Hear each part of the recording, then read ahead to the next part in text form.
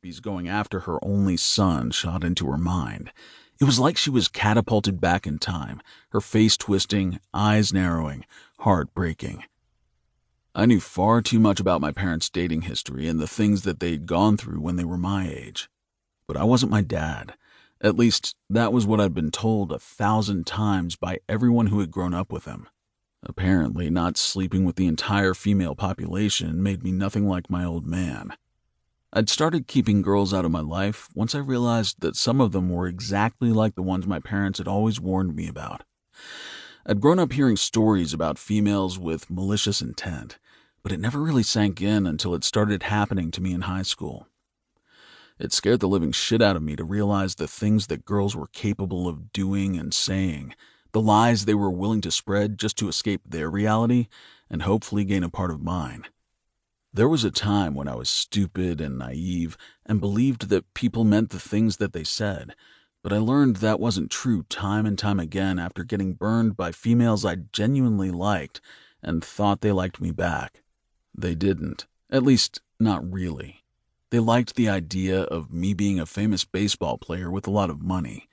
They wanted a part of that, and I wanted none of them.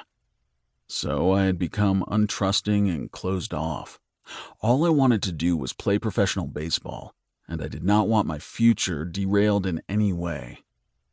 My dad was Jack Carter, former Major League Baseball player on and off the field, and all-around legend at Fullton State.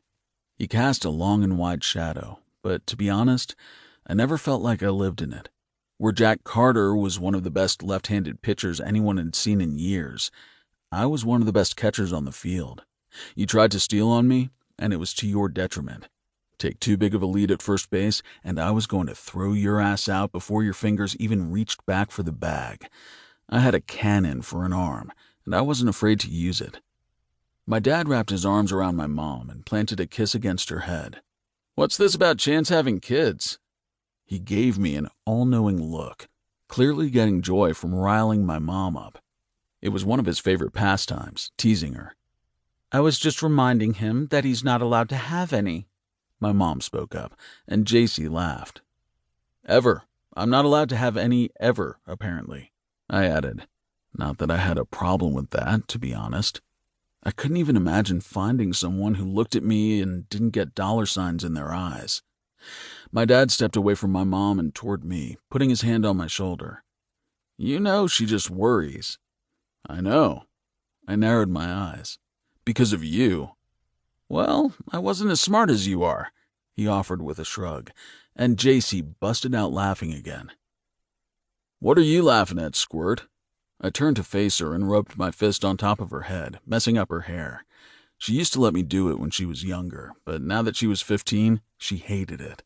"He called you smart. We both know that's a lie." She maneuvered herself out of my grip and started straightening her blonde hair. "What do you know about it?" My little sister was far too fluent in sarcasm and being a smartass.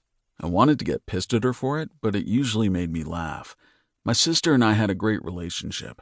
I wasn't sure if it was the 6-year age difference or just our personalities, but we always got along, except for when she started crushing and flirting with my friends. I wanted to lock her in her bedroom and never let her out. "I know you can't pass math." She stuck her tongue out and ran a few steps away so I couldn't reach her. "Sucks to be dumb." I swiveled my head toward my parents, knowing that they had ratted me out to her. What she had said was the truth, but still.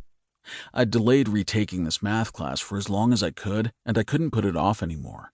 If I didn't pass this class this coming fall semester, I wasn't going to be eligible to play in my freaking draft year. The worst part was that I'd gotten drafted right out of high school, but after a long talk with my dad, I decided that I wasn't ready. I elected to go to Fullton State on a full-ride athletic scholarship, and my dad also got offered a coaching position with the team. The goal was for me to improve my game, see better competition, and honestly, take a little time to grow up. Everyone had thought I was crazy to not accept the offer, but it had never once felt like a mistake to turn it down. Until now, when things were starting to feel more out of my control. I wished I were a genius when it came to school and could pass my classes with ease like Mac and some of the others, but I wasn't. And while I knew